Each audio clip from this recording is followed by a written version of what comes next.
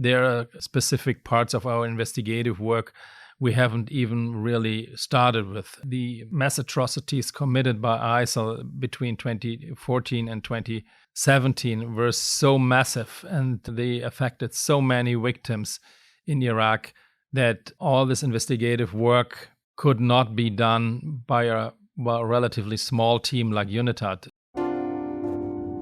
Medieval crimes are being committed. I come with clean hands. Victims of horrific crimes want justice. We don't have anything better than this. This is Asymmetrical Haircuts, your international justice podcast, with Janet Anderson and Stephanie van den Berg. All rise. Hi, Janet. Hi, Steph. This is the third in our series on the UN investigative mechanisms, and this time we are focusing on UNITAD, which is the acronym for the United Nations Investigative Team to Promote Accountability for the Crimes Committed by Daesh. And what is Daesh? I hear you asking yourself. Well, that's also Islamic State or ISIS or ISIL. And UNITAD is quite specific. It works on just one territory, Iraq, and one non-state armed actor. And I'm sure we'll call it all of those different things in the course of the podcast. And the UNITAD website says that they cover executions, torture, amputations, ethno-sectarian attacks, rape and sexual slavery imposed on women and girls. And the thousands of children who were victims, witnesses and forced perpetrators. And I believe, again from the website, that more than 200 mass graves have been found in the territory. So hello, Christian Ritscher, you're the head of UNITAD. Hello. So, Christian, you were here now. We had another UNITAD had on the podcast before, Karim Khan, who has now since left to another court in The Hague. So we're recording this in the Peace Palace, but he's way over at the ICC. UNITAD and you have collected loads of evidence, but now it's closing down and there are troubles and questions about what's going to happen with this evidence and who you can hand it over to and who not. So what does your job look like now, rounding all this up? Well, currently, the job of UNITAD and of the head of UNITAD will be to ensure that the roadmap, which was developed over the past weeks in consultation with the government of Iraq and which was submitted to the Security Council by 15th of March of this year, will become reality, and that everything what is mentioned in the roadmap for the completion of the mission can be delivered, in that sense that particularly capacity building might happen to the counterparts of the Iraqi side, and the investigative lines which are currently under investigation will be completed as much as possible. I'm sure we're going to go into depth then onto this roadmap because it's a fancy term, but we need to know exactly what it means. But maybe we should establish also that what makes UNITAD a little bit special in comparison with the other two investigative mechanisms we've looked at is you've been established by the Security Council. That's who you report to. How do you think that makes you slightly different from the other ones? Well, UNITAD has a very unique mandate. UNITAD was established, as you rightly mentioned, by the Security Council through Resolution 2379 in 2017. And it is unique in that sense that it has been established in the country of the armed conflict. It has been established on the request of the host country, which is Iraq. And we are based in Baghdad, actually, not in Geneva, not in The Hague, not in New York or something like this, but actually where the crimes happened. And that makes UNITAD unique because we have a direct access to the crime scenes and to the affected victims and survivors groups. There's a lot of discussion that you are in Iraq, you're collecting evidence on something that Iraq wanted, but at the moment you cannot hand over that evidence to the Iraqi authorities, or did we misunderstand? We'd understood, in a previous podcast, that we were told that the difficulty is the safeguards need to be in place for how to protect survivors' details, whether the Iraqi government is essentially equipped in the same way as you are as international investigators. UNITAD was established to support Iraqi efforts and to do independent investigative work. That means that UNITAD collects information which might be used as evidence in fair trials before competent courts. This is the duty of UNITAD. And This means actually that we are doing proper investigative work, we are collecting the information, and we feed into judicial proceedings. And this is most important, not about counterterrorism, but about international crimes, on charges of international crimes. And charges of international crimes require, for good reasons, a legal basis of this. And a code of crimes against international law does not exist so far in Iraq. That's the main obstacle for us to share information with Iraqi judiciary. There hasn't been a request for any specific information from the Iraqi side so far. There were a lot of demands from the political side, but not so far from the Iraqi judiciary side. And this is something what we are dealing with, well, since I commenced at least my work with UNITAD 2.5 years ago. Finally, now in the process of the roadmap and the process of the completion of the mission, we already handed over to Iraqi judiciary information which we had received from them in a compiled version. And we handed over analytical products of UNITAD together with the underlying information which is necessary, well, to prove what is mentioned in these products, which are reports. But of course, and this is what you rightly mentioned, of course, this requires safeguards, particularly when it comes to the consent or the lack of consent of the sources of the information. It is absolutely clear, and it is international law, that without the consent of the source of information, we cannot share that information with anyone, including the judiciary or the government of Iraq. That is absolutely clear. This is something we have to respect, and we are acting accordingly, of course. Let's pick up on this idea of the international crimes being prosecuted in Iraq. I mean, there isn't a law in place now.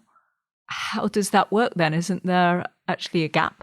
Well, yeah. Now, if you look this from the perspective of international criminal law, there is a gap, of course, as there is no domestic legislation on international crimes in Iraq so far. So, to our understanding, ISIL perpetrators are prosecuted on charges of counterterrorism, membership in a terrorist organization, or maybe on so-called ordinary crimes like murder, rape, or whatever, theft. But that is not the core purpose of UNITAD. The core purpose of UNITAD is to collect information and evidence regarding international crimes, including the contextual elements of international crimes, which means the non-international armed conflict, the widespread or systematic attack which would lead to a crime against humanity, the genocidal intent, all these things. All these part of the specific regulations in international criminal law will not apply in Iraq if there is no such a legislation. That's pretty clear. And this is, this is what is part of the discussions between UNITAD, between myself and the competent authorities within Iraq for now, 2.5 years, how we can make progress in this. There is a draft legislation, domestic legislation on international crimes in Iraq currently pending with the State Council. Maybe one day this will become reality. This will be adopted, then the situation would change. But currently, Iraq and the Iraqi judiciary cannot make full use of the information which was collected by UNITAD. So with all of this and the pace, the slow pace, that's what it's going, what's kind of the reality of the roadmap? What does UNITAD, what are the things that you need to kind of tick off on the box before you can say that it's properly closed? The roadmap is mentioned in the latest Security Council resolution with the mandate renewal of September 2023, which extends the mandate of UNITAD for 1 year only. And it is requested by the Security Council from us to develop a roadmap on the completion of the mission. And the roadmap describes what is possible within this one remaining year in terms of investigative work, in terms of supporting Iraqi efforts, in terms of capacity building, and so on. And additionally, it describes what would have been possible if we had one more additional year to give a full picture of the possibilities and of actually what now will be probably not happen. And then it gives a bit of an kind of an advice to Iraqi authorities where to continue, what can be done in the future, what from our point of view would make sense in the future to do once Iraqi authorities have taken over.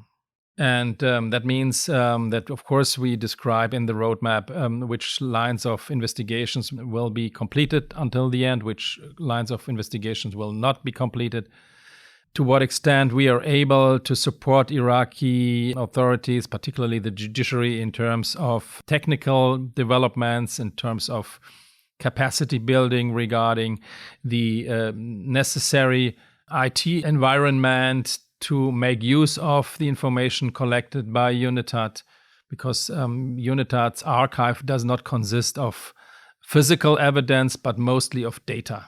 And this data is managed with very sophisticated software. And it's not like you go into a shop, buy the software, and then you read a handbook and you can do it. This is very sophisticated software, which makes it possible that you manage dozens of terabytes of data to do search runs in this archive to specifically target specific information which you need to build a case. And this is what we are currently focusing on in the cooperation with the Iraqi judiciary, that we will support them in capacity building and in training. Furthermore, one important point is to support Iraqi efforts in terms of mass grave excavation. The mass grave excavation is a very important part of our work. We are supporting the competent authorities in Iraq, which is the Mass Grave Directorate and the Medical Legal Directorate, in these mass grave excavation campaigns. In the roadmap, you can see what will be possible in terms of these mass grave excavations until September of this year, and what would be possible if we had one more year. There is, of course, a discrepancy. You're not saying that you could actually get another year. I mean, you're just trying to point out that it would have been nice if. Exactly. The government of Iraq reiterated several times the firm will that the mission should end by 17th of September of 2024, and there will be no extension. It is the way it works is an extension only would happen on request of the government of Iraq, and if they don't request mandate extension, then it will just not happen. And so, as we were told several times that the mission should leave the country by 17th of September 2024, it is not realistic to demand for something else. We just describe what would have been possible because we want to highlight that the mandate is not fully implemented. Okay, that was my question. Have you fulfilled your mandate? No, this would need more time, even more than 1 year. There are specific parts of our investigative work we haven't even really started with. The mass atrocities committed by ISIL between 2014 and 2017 were so massive, and they affected so many victims in Iraq that all this investigative work could not be done by a relatively small team like UNITAD is within just 5 or 6 years. This is a work which will continue, I think, if you do it properly, for at least additional 3 years. Then I would assume we could say that all relevant lines of investigations are completed, but this will surely not happen until the 17th of September of this year. You have gotten some critique also from the Security Council member Russia that you're sharing evidence with third-party states. Which is, in fact, I mean, what we... That's the universal jurisdiction. IMM and the IIIM, and that's what they do. So this is actually part of the mandate of UNITAD to support national efforts in holding ISIL perpetrators accountable throughout the world. So it has always been part of UNITAD's mandate to support these investigations, which are currently going on in quite some parts of the world. We are currently in a relationship of legal assistance with, to my knowledge, about 20 member states of the United Nations. And we are supporting the jurisdictions over there by providing information on their request. That is surely part of the mandate. And actually, it's in the interest of Iraq as well, because these investigations regularly include crimes against Iraqi citizens in Iraq.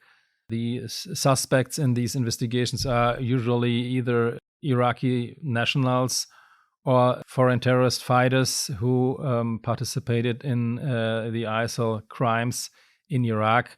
So it is about closing safe havens, and I think this is a very important part of UNITAD's work.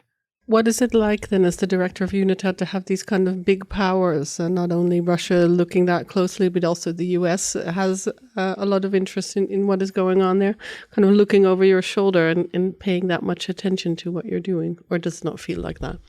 There are quite some countries in the world who are actively supporting UNITAD. It's not only the Western ones. We had a good relationship with countries in the region. I met with all relevant ambassadors in Baghdad from the region as well, like with the Jordanian or the Egyptian ambassador, for example. I was in KSA as well. So it's not like that this is a only Western-backed initiative or something like this. There is I don't see a lot of pressure on us. It's more of a support of the interested countries. Some, of course, are more supportive, others are less supportive. But in general, no one actually objected against the idea to hold ISIL perpetrators accountable. Your investigative mechanism is qualitatively different from the other two that we've looked at. They've got General Assembly kick-off, you have Security Council. How does that feel actually in practice? Well, in practice, I think it's a bit more challenging. If you look at IIIM, they have a mandate from the General Assembly, and they don't have to be worried about a mandate renewal. They have a mandate indefinitely until the General Assembly decides differently, whereas UNITAD, always was under the obligation to take care of a mandate renewal, of course, which is not initiated by UNITAD itself, but by the government of Iraq, and it has to be decided by the Security Council every September. Of course, that affects the independence of an investigative team, no question. And in the end, I don't think that it makes a difference when it comes to ISIL, if this is a mandate from the Security Council, the General Assembly, or the Human Rights Council, like for IIM. Because, as I just mentioned, all the members of the Security Council are on the same page when it comes to ISIL crimes. No one is in support of this. There's no debate on this. So the mandate renewal was always unanimously adopted. So that was not a problem. But of course, the annual extension of the mandate is something what affects an independent investigative team, because investigative work in terms of international crimes usually lasts quite long, and this is not a sprint, this is a marathon. And then to be worried that there might be an interruption, like what will happen now and in September, is something what affects the actual investigative work. The 10-year anniversary is approaching in August of the what we now call the Yazidi massacre on Mount Sinjar. Are you satisfied with the kind of justice and accountability that you've seen for the Yazidi, and how do you there's always lots of expectations about what accountability will do, and then it takes a very long time. How do you manage expectations? Yeah, you cannot be satisfied with what has been achieved so far, because that would mean that you say, okay, we're going to end with this. This must not happen. This is very clear.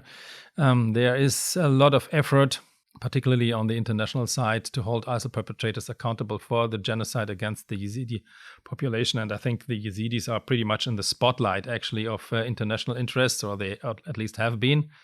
And this is, it's rightly so. So that is a good thing and a good development. From my point of view, if we look at the broader scene of international accountability, the genocide against the Yazidi population was quite swiftly on the agenda, actually. So we already have convictions against ISIL perpetrators for charges of genocide, and there are others which will follow. But of course, there's still a lot of work to do, and reconciliation for the Yazidi population is a very, very important part of the work of UNITAD, but must be an important part of the international community as such, to support the Yazidis in that regard. No question. And when we're talking about convictions for crimes against Yazidis, for genocide, we're talking about the German cases. Yeah. To my understanding, these are the only ones so far regarding genocide, but I'm pretty sure that others will follow. There is this is publicly known, there's a joint investigative team under the umbrella of Eurojust on the enslavement of Yazidis, to which UNITAD contributes with sharing of information. And I very much hope that this JIT will end in convictions for genocide as well one day. As I mentioned, international criminal law is always something where you have to be, patient but persistent. It takes a while, and then you might see results. When it comes to international criminal law in my home country, in Germany, it took 10 years from the adoption of the Code of Crimes Against International Law until the first indictment was delivered to the competent court. So we are talking about long periods in time. Unfortunately, I know that the Yazidis are sometimes a bit disappointed that this all is so slow, but this is it. For our listeners who want to know more about the Yazidi cases in Germany, the universal jurisdiction cases, we'll link to those in the show notes. Sticking with the Yazidis, there's also the issue of reparations. And I understood that UNITAD also plays a role there to some degree, some idea of some kind of benchmarking. When we were speaking to the person who's now running YASDA, one of their organizations, they're talking about how some clarity needs to be provided for Yazidis on that before UNITAD closes. The problem is that UNITAD's mandate goes not into reparations or something like this. The only thing we potentially could provide is assistance in the applications in that regard, that someone had testified for us, was interviewed by us as a victim of ISIL. This is currently under discussion how to do that best, because that would mean that we, in a way, unveil who was testifying with us, which might create problems as such. So this is a little bit of a sensitive topic. But in general, the reparations are not part of UNITAD's mandate. And your mandate also very specifically looks at sexual and gender-based crimes in Iraq.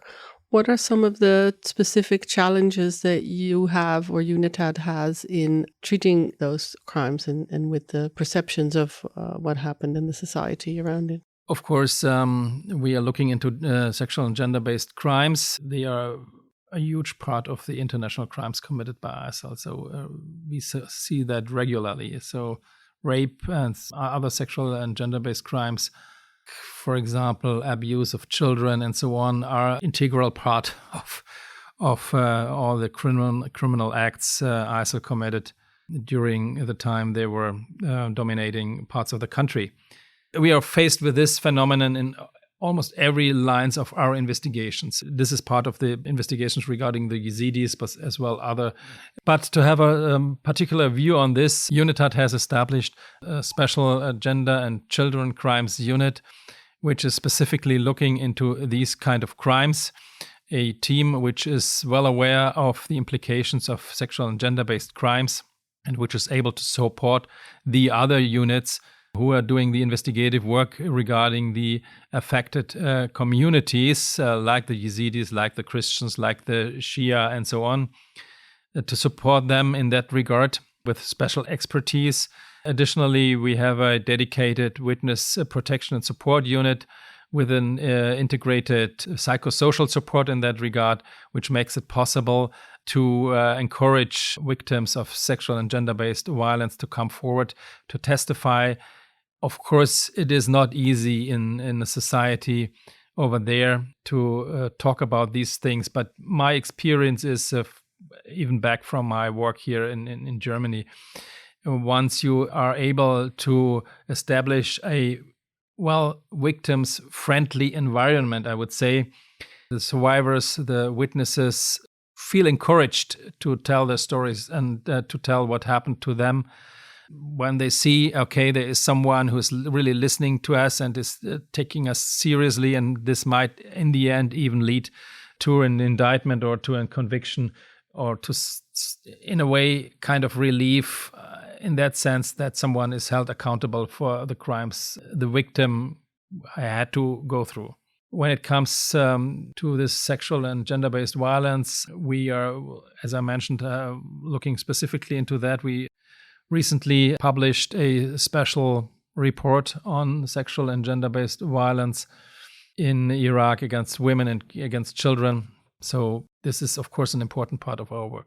Circling back to what you said about the mass graves, that this is still an important part of the roadmap, I'm wondering what will happen there, particularly to the efforts to identify the dead. I understand that Sinjar, again, focused on the Yazidis, is actually full of unexplored mass graves. I had looked up and found that one of the reports that your office had used before was a kind of use of technology. Is that something that we might see more of in Iraq? Or I can see you raising your eyebrows, which nobody else can see on the podcast. So, I mean, are you saying, come on, get over it? This is not actually realistic. I hope. We have a very dedicated forensic team, which is in constant contact with the competent authorities, as I mentioned, particularly the Mass Grave Directorate. The Mass Grave Directorate has always been on the lead in terms of the excavation of mass graves, and UNITAD is supporting them with technology, with equipment, and with knowledge. This will come to an end by 17th of September 2024. We will now participate in a few more mass grave excavation campaigns, but there are many more mass graves to be excavated in Iraq. Iraq is unfortunately the country of mass graves. And we assume that more than 100 mass graves will not be excavated by September and must be excavated in the future. Mass graves stemming from ISIL. There are other mass graves as well in Iraq. We are currently trying to transfer our knowledge. We are still doing capacity building. We are sending colleagues from the Iraqi side to specific trainings, even abroad, outside Iraq, to enable them that they are able to continue the work even without the support of UNITAD. There is a lot to be done. We're currently trying to achieve an accreditation of the medical legal directorate's forensic labs so that they can do the DNA analysis, which is necessary for the identification. And we are supporting Iraq massively in that regard. It sounds a bit like the roadmap is a lot of how-to guides, and for everybody that you hope will pick up this work that you're doing that so desperately needs to be done even after UNITAD is gone. That's right. Yeah, this is the roadmap mostly focuses on capacity building because the work must continue. And we were told by the competent Iraqi authorities, representatives of the government of Iraq, that Iraq is willing and even able to continue with the work of UNITAD. The judiciary and the competent entities within Iraq are willing and able to continue with this work. And, well, it was requested that we continue with the capacity building and with the training of these entities and authorities. Beyond criminal law and capacity building, you see a lot of victims of ISIL crimes. What are some of the needs that they have, and could there be some kind of broader framework of transitional justice, maybe some truth-telling process, those kind of things? Do you see any future there? I mean, I suppose we're asking it because, would your data in some way come into play? We are in close contact with the affected communities as we are interviewing a lot of witnesses from these communities. But as well, we are in a way in an institutionalized contact with them, as many of the communities are in a way represented by NGOs, civil society organizations. And I met with quite a lot of them. We have established an NGO dialogue forum where we regularly met and were discussing either specific topics like sexual violence in armed conflict, or we have a general debate on the work of UNITAD and how we could best support the work of the NGOs. Some of them are quite big, like YASDA, for example, and internationally acknowledged. Others are small and just local NGOs. Nevertheless, they are all important. And it was it's not only interesting, but as well it's emotionally touching to meet with the representatives of the affected communities, and either to have them as visitors in our offices or to meet with them at their sites and to get in touch with them. This is a very important work, and my experience is that it is for them really important to be acknowledged, to be seen as victims of ISIL, and then in the next step to open up a perspective, how to proceed, how to get along with this legacy. Yeah, being a victim for whatever reasons, religious reasons or ethnic reasons of mass atrocities committed by a large organization like ISIL. Yeah, we're not talking about few people. We are talking about a huge organization. This is most important to support them in every regard. For example, we supported the Yazidi community in the so-called Return of Remains campaign, when identified remains of Yazidi ISIL victims excavated from mass graves were returned to their home villages and received a dignified burial. We strongly supported that, even with equipment and being present, of course, with our psychosocial support during the ceremony for the next of kin of these killed persons. What about beyond international criminal law? Do you think that there should be some kind of a truth-telling? Yeah, I'm coming from the judiciary and I'm coming from the prosecutorial side, and my idea would always be to establish the truth through independent investigative work, through fair trials based on evidence and based on not based on political narratives or something like this. Of course, the Truth Commission could be a good idea.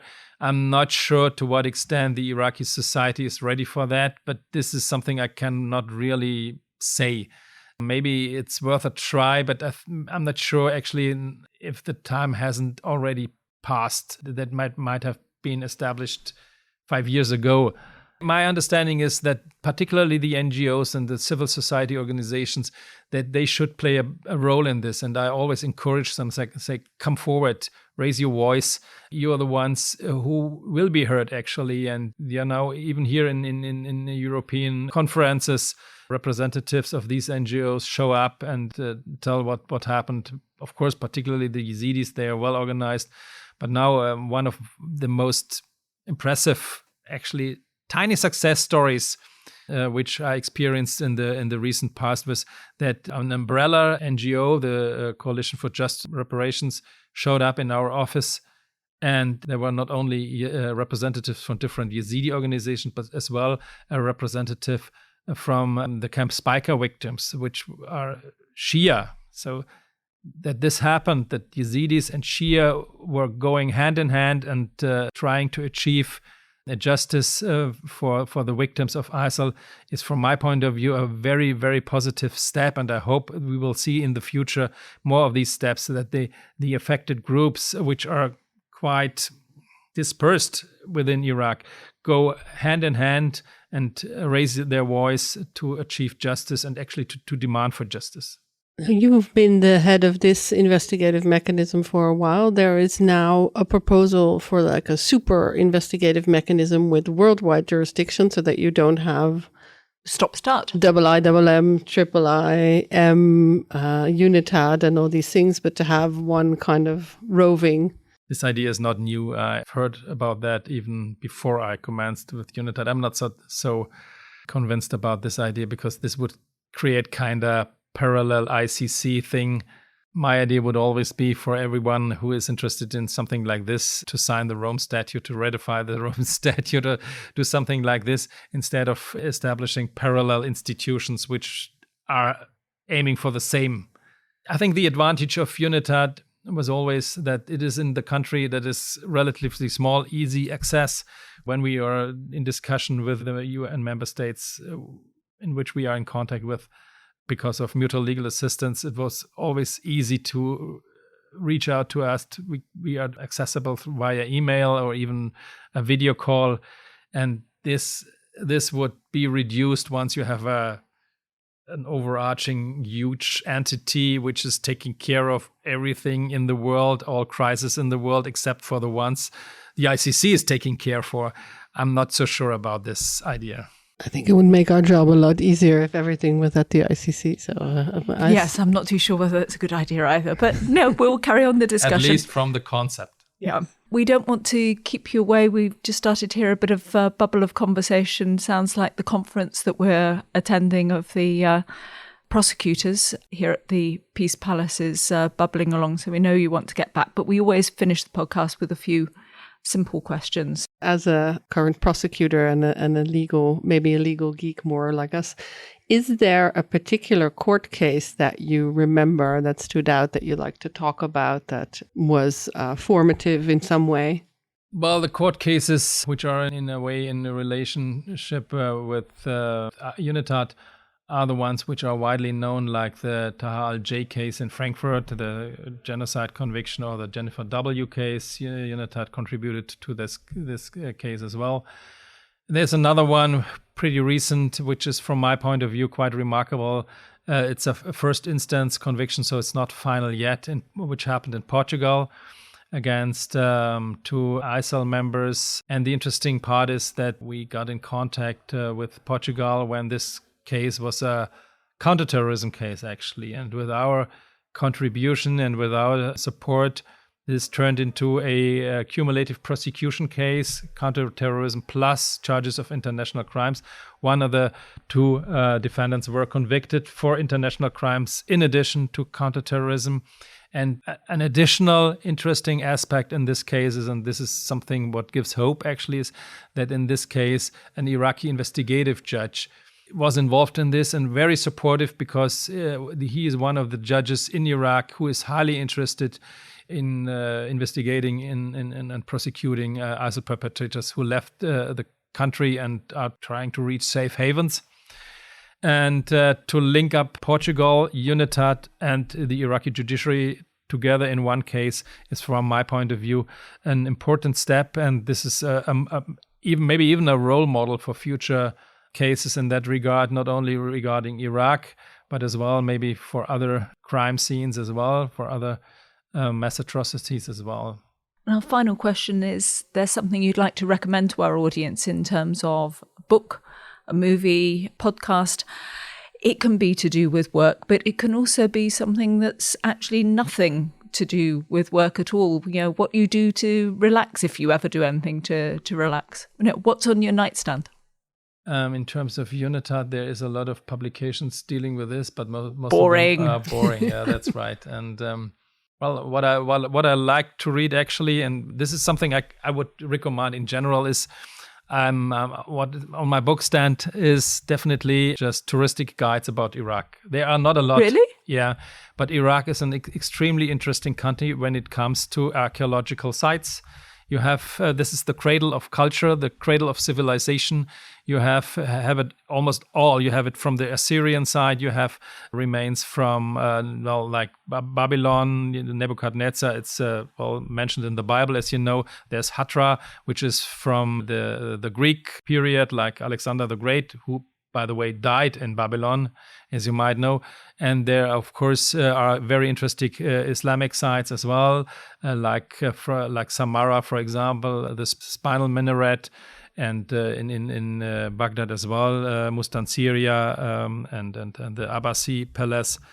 I tried as much as I could to explore the positive sides of Iraq as well, and to visit these archaeological sites, which unfortunately are not subject of any remarkable tourism. You go there and you're almost everywhere all alone. I was told that this was different in former times. Nowadays, because of the security situation, almost no tourists are in Iraq. Nevertheless, it's extremely impressive, and then it is good, in addition, to have a tourist guide which gives a little bit more of explanation what these sites are all about. Well, we could do that with Wikipedia as well, but I prefer to have a real book on this. Great. Thank you so much for making time out of your busy visit here to chat to us and take part in this series. Yeah, thank you very much. And we'll let you get back to all the other prosecutors who would like to share. Yeah, thank you very much for giving me the opportunity to explain a little bit about the work of UNITAD. Thank you so much. This was Asymmetrical Haircuts, your international justice podcast, created and presented by Janet Anderson and Stephanie van den Berg. Music is by audionautics.com, and you can find show notes and everything about the podcast on asymmetricalhaircuts.com. This show is available on every major podcast service, so please subscribe, give us a rating, and spread the word.